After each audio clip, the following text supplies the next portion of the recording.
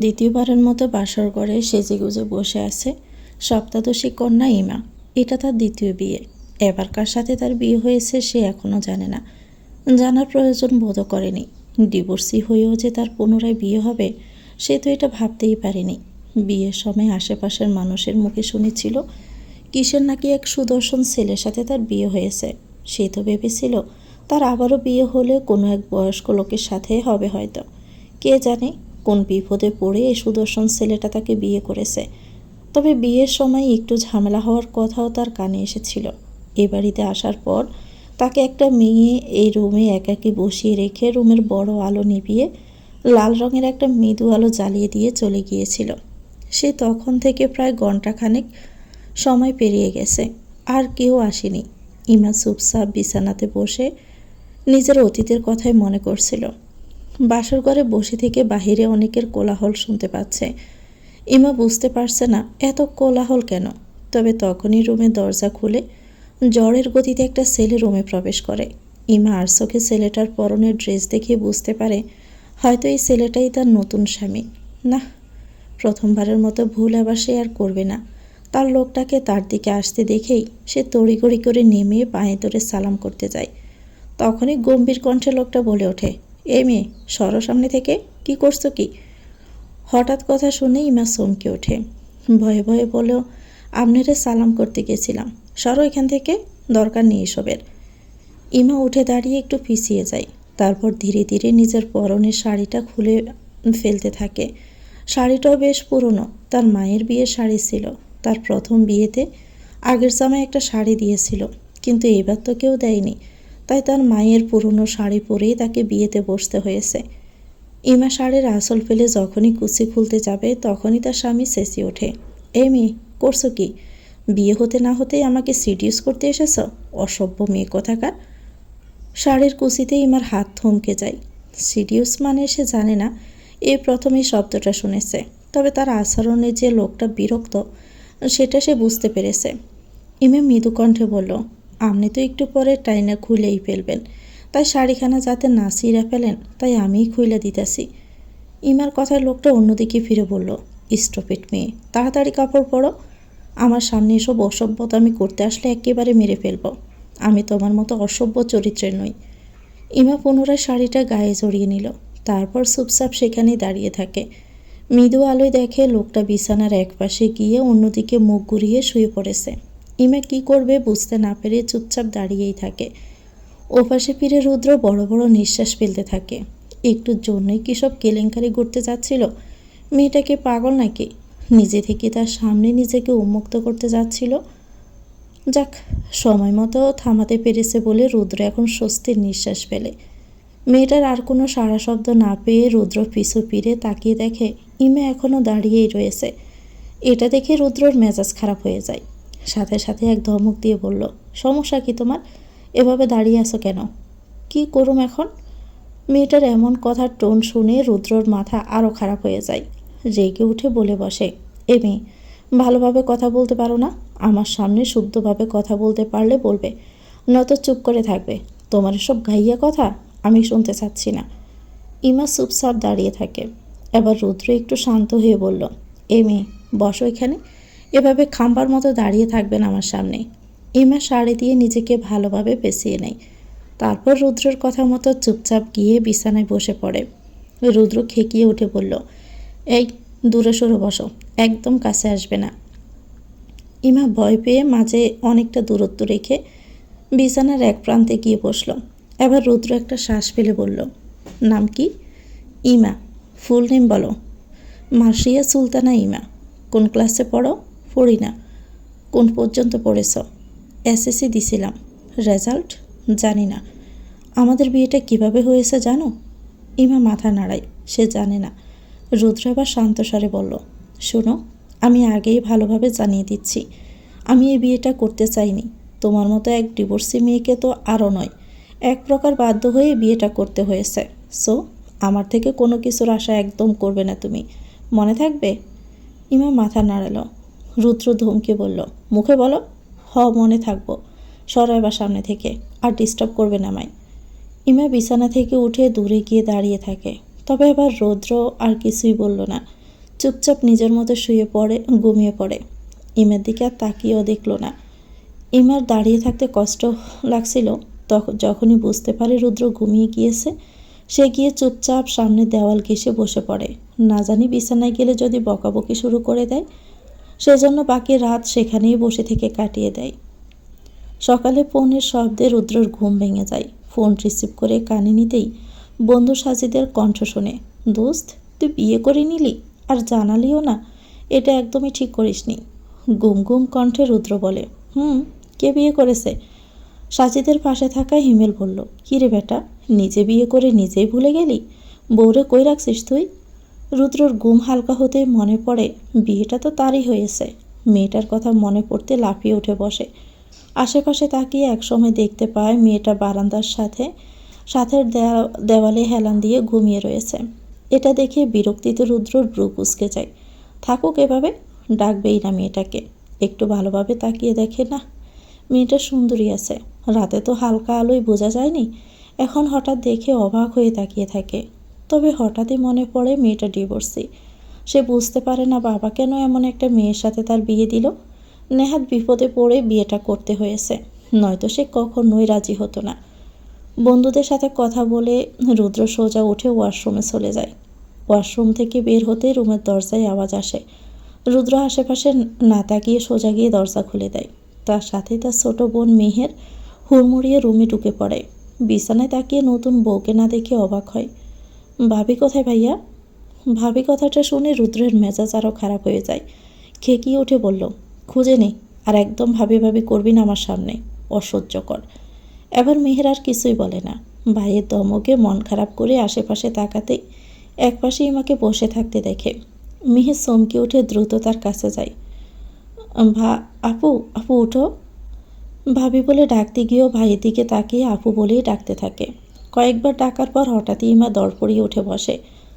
সারা রাত শেষে ভোরের দিকে গভীর ঘুমে তলিয়ে গিয়েছিল, তাই তো এত ডাকাডাকির পর ঘুম ভেঙেছে।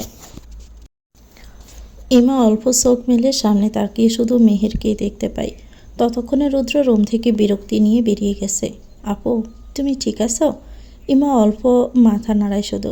আমি তোমার ননদ হই, মেহের তাসনিম, চিনতে পেরেছ? ইমা আবারও মাথা নাড়ায়। মেহের ভাবে নতুন দেখে হয়তো লজ্জা পাচ্ছে, তাই আর বেশি কিছু জিজ্ঞেস করলো না। আচ্ছা ভাবি, যাও ফ্রেশ হয়ে আসো, আমি বাহিরেই আছি, তোমায় তৈরি করে নিচে নিয়ে যাব। মেহের ওয়াশরুম দেখিয়ে দিতেই ইমা ভিতরে ঢোকে। কিছুক্ষণ পর ভিজা শরীরে দরজা খুলতে মেহের অবাক কণ্ঠে বলল, এ কি, তোমার এই অবস্থা কেন? গোসল করলে নাকি? ইমা দুদিকে মাথা নাড়িয়ে বলল, আসলে আমি ওই কলগুড়াতেই পানি পইড়া ভিজে গেছি, বুঝতে পারছি না আগে। মেহের হেসে ফেলে, বলল, আচ্ছা তুমি একটু দাঁড়াও, আমি তো তোমার লাগেজটাই আনতে ভুলে গেছি, এখনই নিয়ে আসছি। বলে মেহের দৌড়ে রুম থেকে চলে যায়। আর ইমা সেখানেই ভিজা শরীরে চুপচাপ দাঁড়িয়ে থাকে। ভিজা শরীরে ঠান্ডা লেগে বেশ খারাপ লাগছে। তখনই হুট করে রুমে রৌদ্র প্রবেশ করে। এসে মেয়ের এই অবস্থা দেখে অবাক হয়ে যায়, সাথে প্রচণ্ড রেগে যায়। ধমকে উঠে বলল, এমি, সমস্যা কি? লজ্জা করে না তোমার? কি ভেবেছ তোমার এই রূপ দেখলে আমি গলে যাব আর তোমায় কাছে টেনে নিব? এতই পারলে আগে স্বামীকে বেঁধে রাখতে পারলে না কেন? স্টপিট গাইয়া ভূত কোথাকার, সরো সামনে থেকে।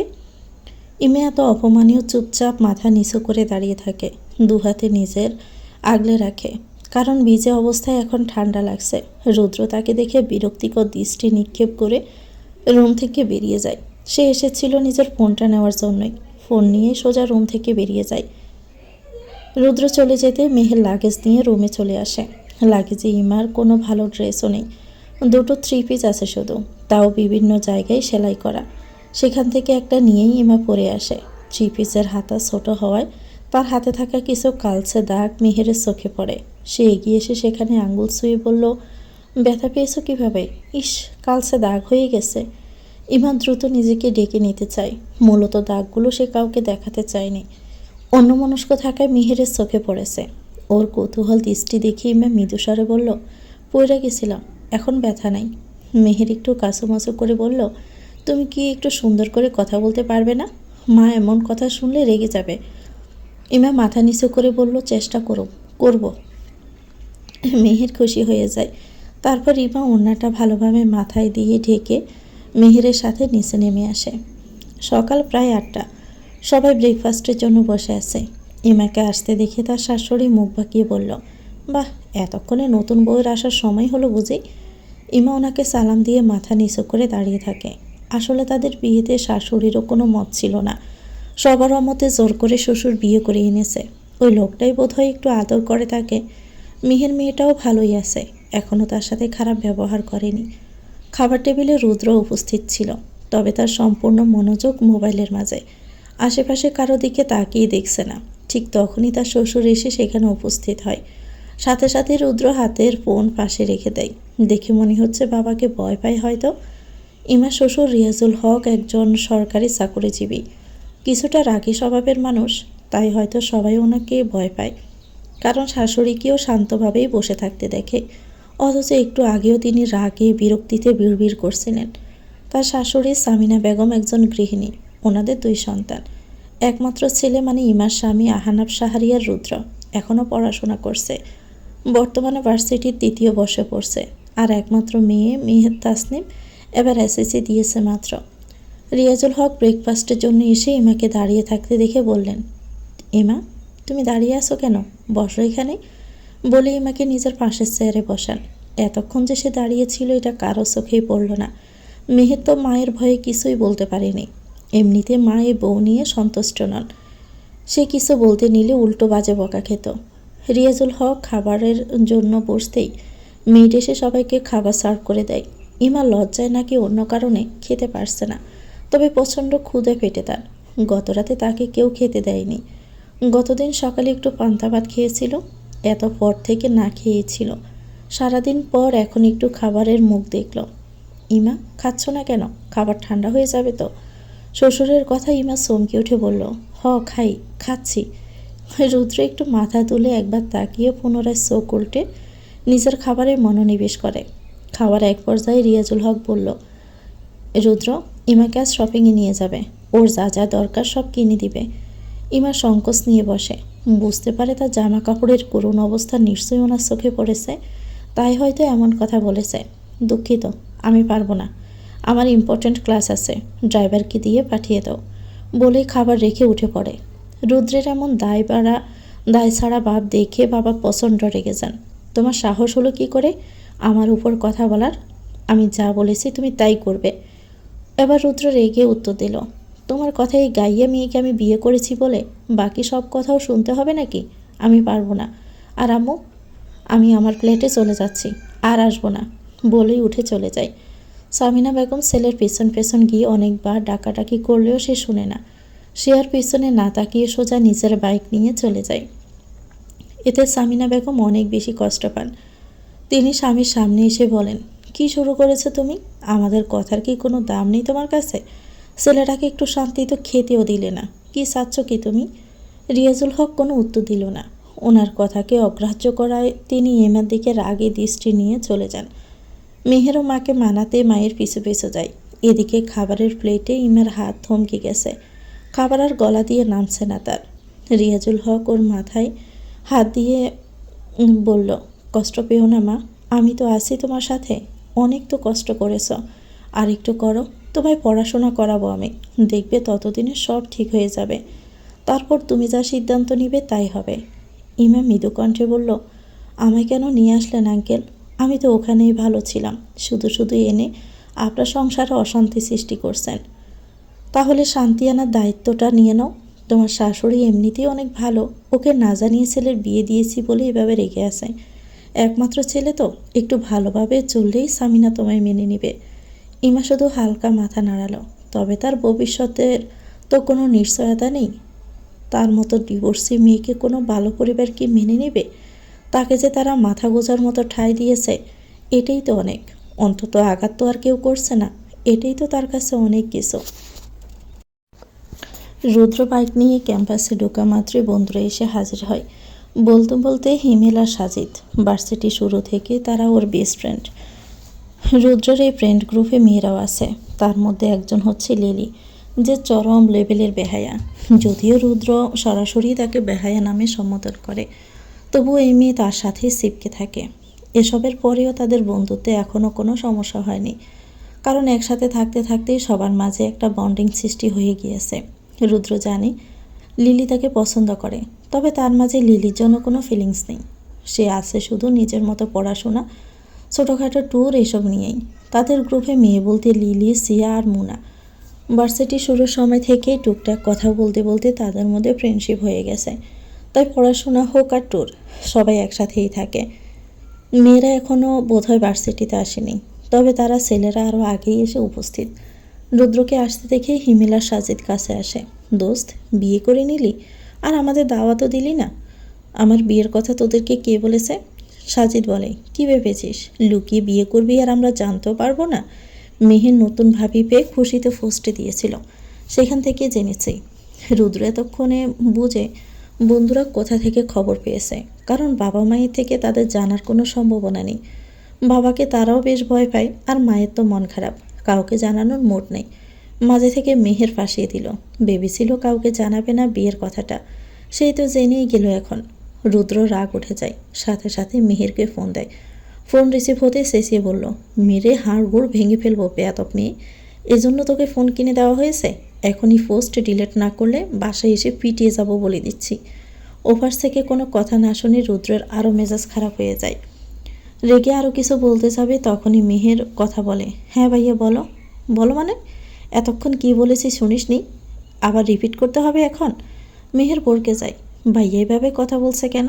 পাশে তাকিয়ে ইমাকে স্বাভাবিকভাবেই বসে থাকতে দেখে। মূলত ইমাকে বসিয়ে রেখে সে একটু ওয়াশরুমে গিয়েছিল। এরই মাঝে এসে দেখে ইমার হাতে ফোন। সেদিকে কৌতূহল নিয়ে তাকিয়ে আছে। ফোন রিসিভ হয়ে আসে দেখে তাড়াতাড়ি কানে নিয়েছে। তবে ভাইয়া রাগারাগি শুনে থ হয়ে গেছে। আমি শুনিনি ভাইয়া, ফোন ভাবির হাতে ছিল, ভুলে রিসিভ হয়ে গেছে হয়তো। আবার বলো প্লিজ। ভুলে রিসিভ হয় মানে কি? কোনো কমন সেন্স নেই এ মেয়ের। অন্যের ফোন ধরবে কেন? ফালতু যত্ত সব। আচ্ছা আর হবে না, এখন বলো তো কী পোস্টে দিয়েছিস তুই? মেহের ভয় পেয়ে যায়। পোস্ট তো খুশিতে দিয়েছিল, তবে ভাইয়ের রাগ দেখে তো পরে বুঝেছে না, ভাই খুশি নাই বিয়ে নিয়ে, তাই পরে পোস্টে ডিলিট দিতেও ভুলে গেছে। এই মুহূর্তে ডিলিট না করলে বাসায় এসে আগে তোর ফোন ভাঙবো, তারপর পিটিয়ে তোর হাড়গোড় ভেঙে বাসায় বসিয়ে রাখবো। মেহের ভয় পেয়ে তাড়াহুড়ো করে ফোন কেটে আগে পোস্টে ডিলিট করে। কী আর এমন হয়েছিল? বড় ভাইয়ের বিয়ে উপলক্ষে একটু খুশিতে পোস্টই তো দিয়েছিল, এত রাগের কী আছে এতে? আজব তো। রুদ্রর বোনের সাথে সামান্য বিষয়ে এমন রাগ করতে দেখে বন্ধুরা অবাক হয়। সাজিদ বলল, তুই কি এ বিয়ে নিয়ে সন্তুষ্ট নস? রুদ্র হঠাৎই চিল্লিয়ে বলে, কে সন্তুষ্ট হবে এইসব বিয়েতে? আমাকে জোর করে বিয়ে দেওয়া হয়েছে, তার উপর মেয়ে ডিভোর্সি। বলতে গিয়েও সে থেমে যায়। যতই হোক, একটা মেয়েকে নিয়ে সে বন্ধুদের সামনেও এভাবে বলতে পারবে না। মেয়েটাকে সে বউ হিসেবে মানুক আর না মানুক, তবুও কারো অসম্মান করা তার রীতিতে নেই। কি হলো? মেয়ে কি বলেছে? কিছু না, আমি এখনই বিয়ের জন্য প্রস্তুত ছিলাম না, আমার সময় লাগবে, তাই বাড়িতেও যাচ্ছি না, আজই আবার ফ্ল্যাটে চলে যাব। হিমেল অবাক হয়ে বলল, তোর মাথা ঠিক আছে? নতুন বউ রেখে তুই ফ্ল্যাটে চলে যাবি? দোস্ত, মেয়েটা তোর বউ, অন্য কেউ না। তো মাথায় নিয়ে নাচতে হবে নাকি? থাকুক বাড়িতে, আমি যাচ্ছি না। হিমেল সাজিদ অবাক হয়ে তাকিয়ে থাকে। যেখানে ছেলেরা বিয়ে নিয়ে পাগলামি করে, সেখানে এই ছেলে বিয়ে করেও যেতে চাইছে না। এ কেমন ছেলে রে বাবা? রুদ্র তার পড়াশোনার জন্য ভার্সিটির কাছাকাছি ফ্ল্যাট নিয়ে থাকে। একমাত্র বাবার সাথে রাগারাগি করে এই সিদ্ধান্ত নিয়েছে। অথচ তাদের বাড়িতে কোনো ঝামেলা নেই, একদম শান্তশিষ্ট পরিবেশ। তাও ছেলের জেদ কতটুকু, বাবার সাথে জেদ করে আলাদা থাকছে। এমন সময় মেয়েরা চলে আসে। তাদের দেখে হিমেল খুশিতে রুদ্রের বিয়ের কথা বলতে যায়। গাইস, আমাদের রুদ্র পিছন থেকে রুদ্র এক জোশে লাথি দিয়ে খেয়ে কথাটা শেষ করতে পারল না। রুদ্র দাঁত কিরমির করে বলল, বল না, কি যেন বলেছিলি? হিমেল নিজের পেছনে হাত ধরে দুদিকে মাথা নাড়ালো। সাজিদের দিকে তাকাতে সেও নিজের পেছনে দৌড়ে পিছিয়ে যায়। বুঝতে পারে রুদ্র এখনই সব কাউকে জানাতে চাইছে না, তাই বলে যে নিজের ফ্রেন্ডদেরকেও জানাবে না সেটা বুঝতে পারেনি। মেয়েগুলো তো অবাক হয়ে তাকিয়ে থাকে। লিলি এসে রুদ্রের এক হাত চাপটে ধরে বলল, কি হয়েছে আহনাফ? ওরা কি বলতে চাচ্ছিল? রুদ্র বিরক্তি নিয়ে লিলির হাত সরায়, তারপর বিরক্ত কণ্ঠে বলল, জানি না, ওদেরকে জিজ্ঞেস করো গিয়ে। সিয়ার মুনাও একে অপরের দিকে তাকায়। তারাও কিছু বুঝতে পারছে না, কারণ তারা তো কেউ মিহিরের পোস্টে দেখেনি। এতক্ষণে পোস্টে ডিলিটও হয়ে গেছে, আর তাদের জানারও কোনো সম্ভাবনা নেই। ইমা চুপচাপ মেহেরের বিছানায় বসেছিল। রিয়াজুল হক অফিসে যাওয়ার আগে মেহেরকে বলেছে ইমাকে সাথে করে কিছু প্রয়োজনীয় জিনিস, ড্রেস কিনে আনতে। বাড়ির ড্রাইভার শফিক চাচা তাদের সাথেই থাকবেন। এখন তো আর কিছুই করার নেই, মেয়ে দুটোকে একাই পাঠাতে হবে, কারণ রুদ্রকে আর বলেও কোনো লাভ নেই। ওনারও অফিস আছে, সরকারি চাকরি চাইলেই বাদ দেওয়া যায় না। আর সামিনা বেগম তো রুমে মন খারাপ করে বসে আছেন।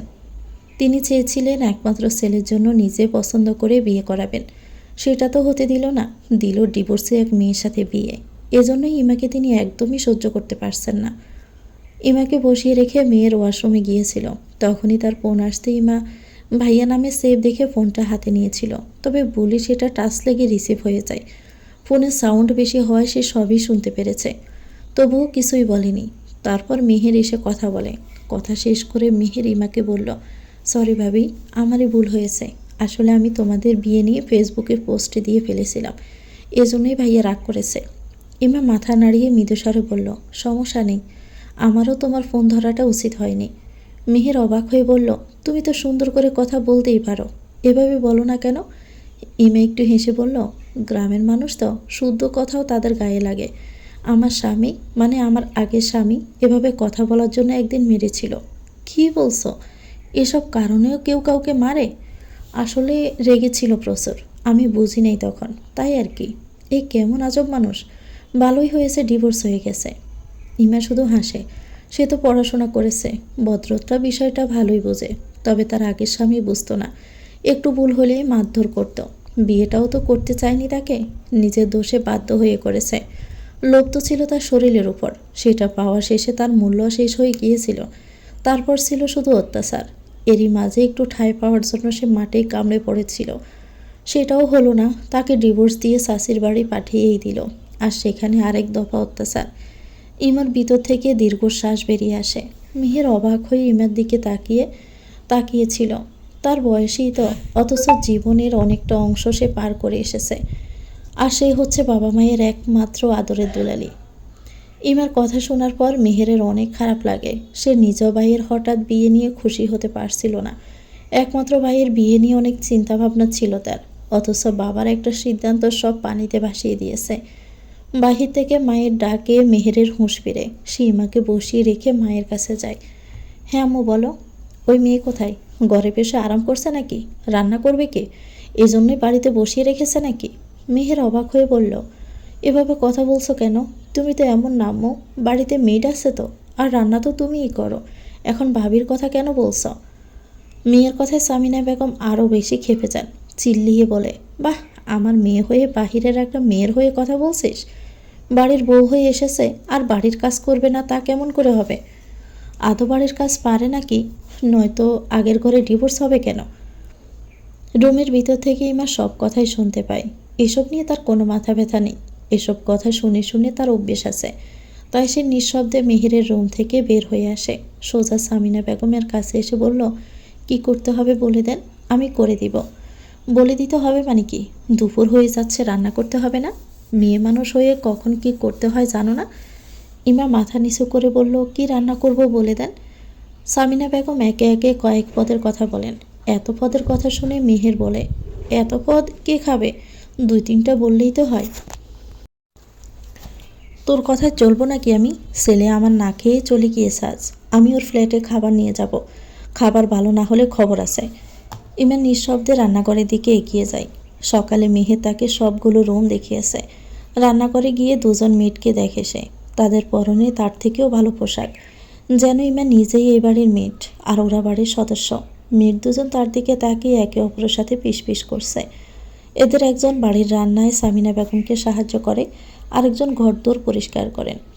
সামিনা বেগমের ছোট্ট এই সংসারে দুজন মেয়েদের কোনো দরকার ছিল না। শুধু একটু সাহায্যের জন্য রিয়াজুল হক একজন মেয়েড হালিমা খাতুনকে নিয়ে এসেছিলেন, কারণ সামিনা বেগম একটু অসুস্থ। তারপর মেয়েটি হালিমা খাতুনের বোন হয়। তার স্বামী মারা যাওয়ার পর রুমানার যাওয়ার কোনো জায়গা ছিল না, তাই সামিনা বেগম নিজেই রুমানাকে বাড়িতে মেয়েড হিসাবে রেখে দেন। এত ভালো একজন মহিলা নিজের ছেলের বউয়ের সাথে এমন ব্যবহার করছে, এটা যেন অবিশ্বাস্য লাগছে। হালিমা এগিয়ে গিয়ে ইমাকে বলল, হ্যাঁ গো মেয়ে, রান্না আদৌ পারবে তুমি? সোজা রান্না করে চলে আইলা যে। ইমা মাথা নাড়িয়ে বলল, আমি পারবো, আমার একটু মশলাপাতি সব দেখাইয়া দেন, আমি রান্না করে দিব। বাহির থেকে সামিনা বেগম সব দেখতে থাকেন। ইমা মাথায় কাপড় দিয়ে চুপচাপ রান্না করছে। ওর রান্না চটপট ভাব দেখে মনে হচ্ছে এই কাজে সে বেশ পারদর্শী। মেহেরও সেখানেই ছিল। সে প্রায় তৈরি হয়ে গিয়েছিল ইমাকে নিয়ে শপিংয়ে যাওয়ার জন্য। এরই মাঝে মা এসে ব্যাঘাত ঘটিয়ে দিল। আম্মু, ভাবিকে নিয়ে শপিংয়ে যেতাম, বাবা তো বলে গেল। এতে তিনি ধমকে বললেন, সাহস বেশি হয়ে গেছে নাকি? বাবা বলল আর রাজি হয়ে গেলি? একা কখনো শপিংয়ে গিয়েছিস তুই? মেহে দুদিকে মাথা নাড়ায়। সত্যি তো সে একা কখনো যায়নি, হয়তো মা সাথে গিয়েছে, নয়তো ভাইয়া, কেউ তো সাথে থাকতো। তবে আজকে সে রাজি হয়ে গিয়েছিল একমাত্র ইমার জন্য, কারণ আর তো কেউ যেতে রাজি হচ্ছে না। মেহের মৃদুস্বরে বলল, ভাবির তো কোনো ভালো ড্রেস নেই, দেখো কেমন পুরনো ড্রেস পরা, তার উপর পিঠের দিকে ছেঁড়া ছিল, সেলাই করা দেখেছি। তো আমি কি করব? মায়ের এমন কথায় মেহের চুপ হয়ে যায়। আজ যেন নিজের মাকেই সে চিনতে পারছে না। তার মা তো কখনোই এমন করতো না। রুমানা প্রথম যেদিন তাদের বাড়িতে কাজে এসেছিল, মা নিজে গিয়ে তার জন্য কাপড় কিনে এনেছিল। আর আজ ভাবিকে নিয়ে মা কেমন হেলাফেলা করছে, অথচ এই হচ্ছে তার একমাত্র ছেলের বউ। পরপর একা হাতে সব রান্না শেষ করে ইমা। এসব রান্নার কাজে সে পারদর্শী। শাশুর বাড়িতেও সে নিজেই রান্না করত, সে স্বামীর বাড়িতেও রান্না করেছে। কোনোদিন একটু ভুল হলে মায়ের। এসব মার খেতে খেতে সে এখন রান্নায় পারদর্শী, যেন এখন কেউ তার সাথে রান্নায় পেরেই উঠবে না। এখন একা হাতে সব রান্না করছে বলবে না। হালিমার রুমানা দুজনেই একটু সাহায্য করেছে। এটা দূর থেকে সামিনা বেগম দেখলেও কিছু বলেননি। এত রান্নার পর সে ঘেমে একাকার। আসলে গ্রামে তো খোলামেলা রান্নাঘর ছিল, বাতাস ছিল প্রচুর, কিন্তু এখানে বাড়ির ভিতর রান্নাঘর, বাতাস কম, তাই সে বেশি ঘেমে গেছে। রান্না শেষে অন্যায় হাত মুছে সামিনা বেগমের সামনে যায়। তিনি আর চোখে একবার তাকিয়ে ইমাকে রুমে যেতে বলেন। রুমের কথা শুনে ইমা রুদ্রের রুমেই যায়, কারণ তাকে আসার পর থেকে তো এই রুমেই থাকতে হয়েছে। তবে বিপত্তি ঘটে তখন, যখন ঘামে ভেজা থ্রি পিসের জামাটা হঠাৎই কোমরের দিকে ছিঁড়ে যায়। এখন তো ইমা ভয় পেয়ে যায়, কারণ তার কাছে আরেকটাই জামার সেট আছে, আর তো কিছুই সাথে করে আনতে পারিনি। এখন কি হবে? কাউকে তো কিছু বলতেও পারছে না, কারণ তাকে এখানে কেউই পছন্দ করছে না। আর শ্বশুরকে তো এসব কথা বলতেও পারবে না, কিভাবে বলবে? ভারী লজ্জার কথা যায়। ইমে বিছানায় না বসে বারান্দায় গিয়ে দেওয়াল ঘেঁষে বসে থাকে। তার বেশ ক্ষুধা লেগেছে, কিন্তু কষ্ট হচ্ছে না, কারণ অভ্যেস হয়ে গেছে তার ক্ষুধা পেটে নিয়ে কাজ করতে। ইমা বসে থেকে পুরনো কথাগুলোই ভাবছিল। তার এসএসসি পরীক্ষাটা পর্যন্ত জীবনটা স্বাভাবিকই ছিল। সকালে উঠে বাড়ি রান্না করে শেষ করে স্কুল যেত, তারপর এসে খাবার থাকলে খেত, নয়তো না। সোজা দুপুরে রান্না করতো, একেবারে দুপুরের খাবার খেয়ে আবার রাতের রান্না। এভাবেই তার জীবন চলত। এটাই স্বাভাবিক তার কাছে, কারণ মা বাবা ছাড়া এতিম এক মেয়েকে যে চাচা তাদের বাড়িতে থাকতে দিয়েছে, সেটাই তো অনেক ছিল। আবার তাকে পড়াশোনাও করিয়েছে, যদিও সেটা তার বাবার সঞ্চয়ের টাকায়। ইমার বাবা আগে গ্রামে গাড়ি চালাতো, তারপর ওর মায়ের সাথে বিয়ের পর টুকটাক শহরের গাড়ি চালানো শুরু করে। এভাবেই একসময় শহরের গাড়ি চালানো শুরু করে, সেই জন্য বাড়িতে তেমন আসতে পারতো না। প্রতি মাসে 2-3 বার আসতো, প্রয়োজনীয় টাকা পয়সা দিয়ে একদিন থেকে আবার চলে যেত। তবে বাবা তাদের মা মেয়েকে অনেক ভালোবাসতো, শুধু জীবিকার তাগিদে দূরে থাকতো। এভাবেই চলছিল তাদের জীবন। তবে হঠাৎই একদিন তাদের ছোট্ট সংসারে বিপর্যয় নেমে আসে। শহরে গাড়ি চালাতে গিয়ে অ্যাক্সিডেন্ট, বাবার স্পট ডেথ। তখন ইমা বোধহয় ক্লাস 5-এ পড়তো। মা ধীরে ধীরে অসুস্থ হয়ে পড়েন। মায়ের আগে থেকে শারীরিক কিছু অসুস্থতা ছিল, সাথে শ্বাসকষ্ট বেড়ে যায়। বাবার কিছু সঞ্চয় আর গ্রামে হাঁস মুরগি ফেলে সবজি বেচে তারা জীবন চালানো শুরু করে। মোটামুটি সুখেই ছিল, তবে সেটাও বেশি দিন টিকল না। শ্বাসকষ্টে মাও একদিন চলে গেল। একাকী ইমাকে তখন তার চাচা এসে বাড়িতে তুলে নিয়েছে, তবে নিঃশর্তে না, বাড়ির সকল কাজ সে করত। চাচি তখনও অতটা খারাপ ছিল না, তবে ধীরে ধীরে কেমন যেন হয়ে গেল। হয়তো ইমা বোঝা হয়ে দাঁড়িয়েছিল। অবশ্য বোঝা হওয়ারই কথা। চাচা চাচি ছোট ছোট দুটো ছেলে মেয়ের পরেই ইমা বাড়তি বোঝা ছিল, তাই তো এসএসসির পরেই বিয়ের ব্যবস্থা করেছিল। যদিও সে বিয়েটাও স্বাভাবিক ছিল না, সেখানেও কত কাহিনী ঘটেছিল। এসব মনে পড়তে ইমার ভিতর থেকে দীর্ঘশ্বাস বেরিয়ে আসে। এসব কথা সে ভুলে যেতে চায়, তবুও বারবার তার মনে পড়ে যায়। এজন্যই বোধহয় বলে, সুখ বেশি দিন টেকে না, আর দুঃখের দিনগুলো সহজে ভোলা যায় না। আদৌ কি সে কখনো তার জীবনে সুখের সন্তান পাবে? রুদ্র কি তাকে কখনো মেনে নেবে, নাকি আগের মতোই আবারও তার ঠাঁই হবে তার শাশুড়ির সংসারে? তো ভিউয়ার্স, গল্পটির নাম হচ্ছে বসন্তের স্পর্শ, লিখেছেন মাইশা নুরাইন। এটা গল্পের প্রথম অংশ। পরবর্তী অংশ পেতে চ্যানেলটিকে সাবস্ক্রাইব করে আমাদের সাথে থাকবেন। ভিডিওটি ভালো লাগলে একটি লাইক দিয়ে দিবেন। সবাই ভালো থাকবেন। আল্লাহ হাফেজ। আসসালামু আলাইকুম।